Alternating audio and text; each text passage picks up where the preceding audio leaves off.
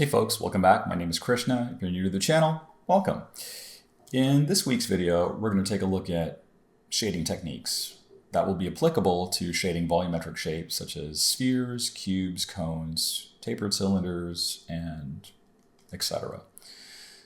What you're seeing here is a value gradient. This gradient starts out at white, goes to light gray, to medium gray, to dark gray, to black. That is referred to as a value gradient. We're going to manually paint that using one of Photoshop's brushes with a little bit of a tweak to it to create a value gradient in this video. And we're going to use this concept when we actually begin shading our volumetric shapes. So let's begin. I'm going to start off with a brand new layer, and I want to pick a brush. And this brush is going to be under General Brushes in Photoshop. It'll be soft, round, pressure, opacity, and flow. And what we're going to do is we're going to set those two parameters to 100% each. Many times people will ask me, what is the difference between opacity and flow? Opacity has to do, like right now, I've got this set to 100%. As I put a mark down, that 100% is coming out as black. That's my foreground color.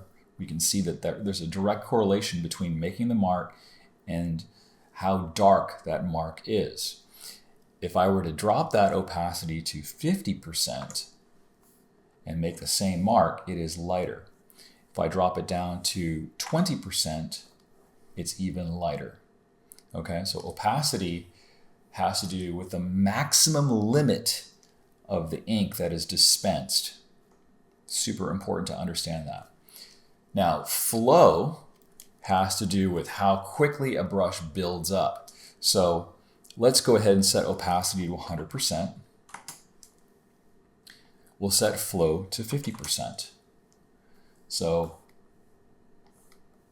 I have to now put 2 or 3 marks to get that same black value. Let me just do that again so you can see it. 1, 2, right? If I make the flow 20%,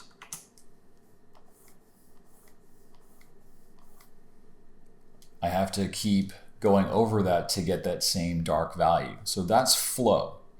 Flow has to do with how quickly a brush builds up to its maximum value. Opacity has to do with the maximum value that is actually set. So these two parameters can be adjusted in such a way that you have better control over your value gradient. I'm going to share with you the settings that I'm using. But those settings, be aware, might be different depending upon the amount of pressure that you place and your tablet pressure settings. So many variables that are at play. You're just going to have to test it out, but at least you know the difference between opacity and flow. So let's now take that understanding. We'll make a brand new layer. We'll make a rectangular marquee tool selection. We're going to use our brush. And what we're going to do, just for giggles, is we're going to set the opacity to 50%. We're going to set the flow to 100%. And what we're going to attempt to do is we're going to start from the middle and work our way to the right. We'll start by just making vertical marks that are moving us down. So the stroke that I'm making here is I'm starting at the top of that selection and moving vertically downward. I'm not going from down to up. It's just a set of repeating strokes. You're not able to really see that because I don't have the video on my hand, but essentially what I'm doing is every time I'm dispensing a mark, I'm pressing on the down stroke. And what I want to do is I want to get a nice clean value gradient. I've made the brush just a little bit larger than the selection here. And my goal is to create a value gradient that goes from light to medium to dark in a seamless way. Now, you might also have to adjust flow. That really depends. So I don't want to be prescriptive and say that you have to have this particular setting to make it look right because there's a lot of variables, as I mentioned before. Now, something to be aware of as you're doing this is going to take some practice. You want to avoid something called banding, which is if I'm just making these vertical marks and I press down, you can see that there's more of a distinct transition between this black and this gray, and that's referred to as banding. Or you might see banding like this, where you have dark to light to dark again. So trying to make this as smooth as possible is your goal. And that's going to take a little bit of practice. But you can do it. I know you can do it. So now we've got this really nice value gradient. That's the first thing I want you to practice. Second thing I want you to practice is if you use the elliptical marquee tool and you make some type of a circular shape, I'll put this on its own layer.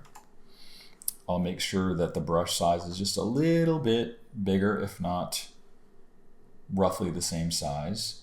And we're not really considering light sources or anything like that, but I want you to focus on the motion that you're using to denote a circular form. So instead of an up and down stroke, I'm going to move my brush in a circular fashion to create something that looks like this, where we have a large concentration of dark values, but we can start to see that this is conveying the idea of a rounded form.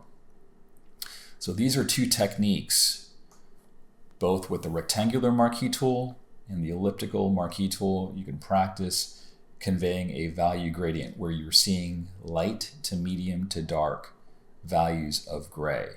And very important with the way you're moving your arms. For something like a rectangular marquee, you want to keep those strokes vertical. For something where you're trying to convey roundness, you're moving your arm in a kind of a circular manner. So that's really, really important. So in the next video, what we'll actually do is we'll take a look at our first volumetric shape, which is the sphere. We're going to have a sphere, we're going to have a grid, we're going to have a light source, and we'll talk about conveying attached shadows and cast shadows and what those two things are. So stick around, see you next time.